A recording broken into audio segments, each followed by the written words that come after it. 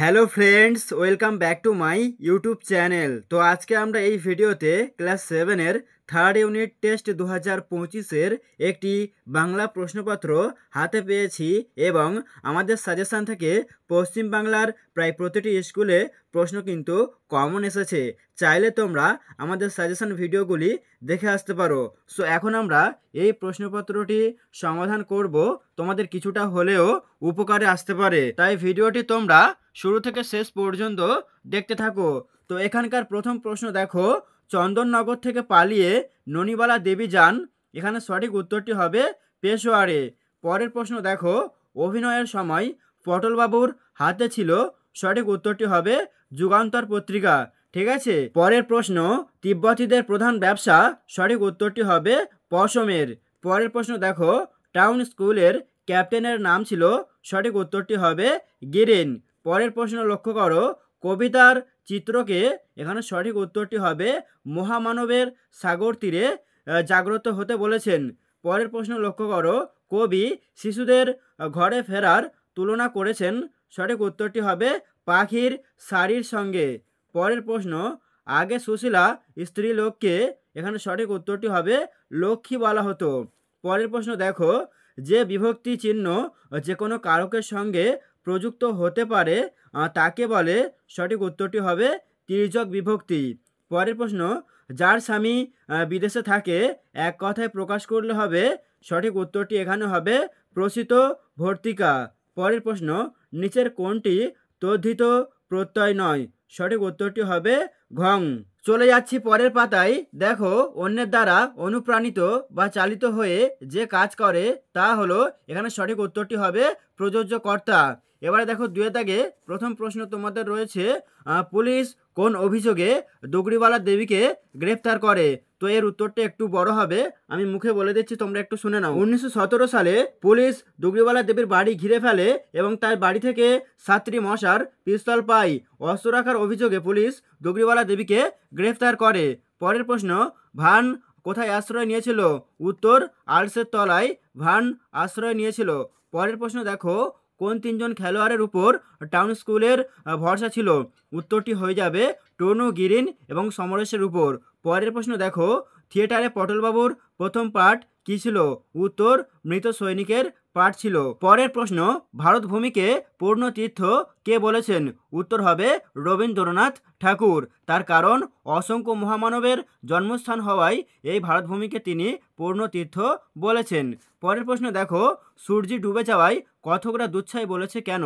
উত্তরটা হবে, সূর্য ডুবে যাওয়ায় আর খেলা যাবে না, আর খেলা বন্ধ করে মাঠ থেকে বাড়ি ফিরে আসতে হবে, তাই কথকরা দুচ্ছাই বলেছেন। পরের প্রশ্ন, টই না পড়লে কি হবে? উত্তর হবে, বই পড়া সব মিথ্যে হবে। পরের প্রশ্ন দেখো, অনুসর্গ কাকে বলে? এটা তোমরা সকলেই পারবে। তারপর রয়েছে দেখো, এক কথায় প্রকাশ করো, শ্বেত বর্ণের পদ্ম। তারপরে আছে জয় করার ইচ্ছা। পরের প্রশ্ন দেখো, বাগধারা দুটির অর্থ লিখে বাক্য রচনা করতে হবে, চোখে সর্ষে ফুল দেখা, আর আরেকটা দিয়েছে একাই 100। তারপরে দেখো, প্রত্যয় বলতে কি বোঝো? এর উত্তরটা একটু সংক্ষেপে তোমাদেরকে বলে দিই। আর যেসব অর্থহীন ধ্বনি বা ধ্বনি সমষ্টি ধাতু বা শব্দের সঙ্গে যুক্ত হয়ে নতুন শব্দ গঠন করে কিংবা অর্থের পরিবর্তন ঘটায় তাদের প্রত্যয় বলে, যেমন ক্রি যোগ তব্য, কর্তব্য। ঠিক আছে। তারপরের প্রশ্ন দেখো, প্রাচীন পথ ধরে কোন তিনজন প্রসিদ্ধ বাঙালি অতীতে তিব্বতে গিয়েছিলেন? এটার উত্তর হবে অতীশ দীপঙ্কর শ্রীজ্ঞান, রামমোহন রায় এবং শরৎচন্দ্র দাস। এবারে দেখো, 3-এর দাগে প্রশ্নের মান 2 নাম্বার করে। তো প্রশ্নগুলো একবার বলছি, তোমরা শুনে নাও। কাশির জেলের পানিশমেন্ট সেলটির অবস্থা কেমন ছিল? তারপরের প্রশ্ন, নববর্ষা বলতে কি বোঝো? তারপরে দেখো, রাস্তায় ক্রিকেট খেলা গল্পে মোট কয়টি কিশোর চরিত্রের সন্ধান মিলে এবং গল্পের একমাত্র বয়স্ক চরিত্রটি কে?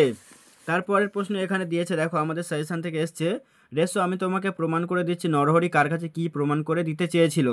এবারে দেখো, 4-এর দাগে যে কোনো দুটো করতে হবে, 5 নাম্বার করে দেওয়া আছে মান। ধর্ণী মশাই আপনার টাইমিং, বাপের নাম ভুলিয়া দিয়েছিলেন প্রায়ও, বক্তাকে কোন ঘটনার ফলে তার এমন মন্তব্য। তারপরের প্রশ্ন দেখো, ননিবালা দেবী পলাতক হলে ননিবালা দেবী পালিয়ে যেতে বাধ্য হয়েছিল কেন? তিনি পালিয়ে কোথায় গিয়েছিলেন? সেখানে তিনি কোন রোগে আক্রান্ত হন? তারপরের প্রশ্ন, এই সময় মাঠে রেফারির বাঁশি বেজে উঠল, কোন দুটি দলের মধ্যে খেলা হচ্ছিল? রেফারি কে ছিলেন? তার সম্পর্কে ছেলেদের ধারণা কিরূপ ছিল? খেলার মাঠে তিনি কেমন ভূমিকা পালন করলেন? তারপরে দেখো 5 এর দাগে এখানে 2 নাম্বার করে প্রশ্ন দেওয়া আছে, মূলত কবিতা থেকে প্রশ্নগুলো নেওয়া হয়েছে। তো প্রথম প্রশ্ন আমাদের সেশন থেকে এসেছে, দেখে নাও। হে রুদ্রবীণা বাজো বাজো বাজো, রুদ্রবীণা কি কবিতাকে বাজতে বলেছেন কেন?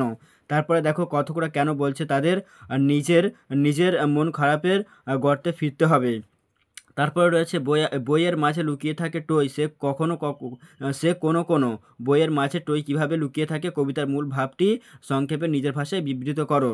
তারপরে দেখো 6 দাগে এখানে কবিতা থেকে 5 নম্বরের প্রশ্ন দেওয়া আছে।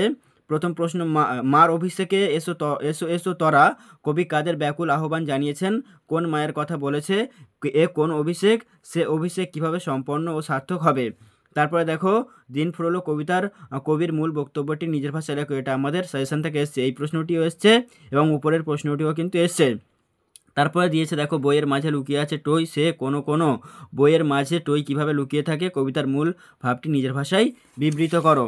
এরপরে দেখো তোমাদের মাকু থেকে এখানে দিয়েছে, উত্তরগুলো করে দিয়েছি ওপরে, তোমরা চাইলে দেখে নিতে পারো 7 দাগে। তো প্রথম প্রশ্ন এখানে আছে সং জানোয়ারদের কি খাইয়েছিল। দ্বিতীয় প্রশ্ন হোটেল হলো আসলে কে। তারপরে দিয়েছে দেখো কার সঙ্গে পরীর রানীর বিয়ে হলো। তারপর এখানে দিয়েছে মাকু কোথায় আটকে পড়েছিল। তারপরে এখানে দেখো 8 দাগে প্রশ্নের মান 3 নাম্বার করে। প্রথম প্রশ্ন এখানে রয়েছে সোনার টিয়ার নতুন জামা দুটি কেমন ছিল, এগুলো দেখে তাদের প্রতিক্রিয়া কী। তারপরে আছে দেখো জাদুকর কি খেলা দেখাতে পারে না, পরীদের রানীকে সে কিভাবে নামায়। তারপর এখানে 9 দাগে প্রশ্ন দিয়েছে 5 নাম্বার করে, প্রশ্নের মান দেওয়া আছে। প্রথম প্রশ্ন মাকুকে কিভাবে জীবন্ত করে তোলা হয়েছিল তার বর্ণনা দাও। তারপরে রয়েছে দেখো জাদুকর জাদুর সাহায্যে কাকে নামাবে, তার পোশাকের বর্ণনা দাও। তারপরে এখানে তোমাদের রচনা দেওয়া আছে, দেখো প্রশ্নের মান 6 নাম্বার করে, যে কোনো একটা করতে হবে। তোমার বিদ্যালয়ের সাংস্কৃতিক অনুষ্ঠানের বিবরণ জানিয়ে বন্ধুর কাছে একটি পত্র লেখো, অথবা অতিরিক্ত মাইক ব্যবহারের ফলে সাধারণ মানুষের জীবন অতিষ্ঠ হয়ে উঠেছে, এর প্রতিকার চেয়ে পঞ্চায়েত প্রধানের কাছে একটি চিঠি লেখো।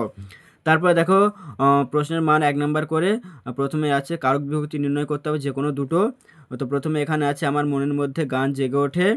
তারপরে দেখো গাছ থেকে ফল ঝরে পড়লো। তারপরে আছে সে এখন বিলেতে আছে।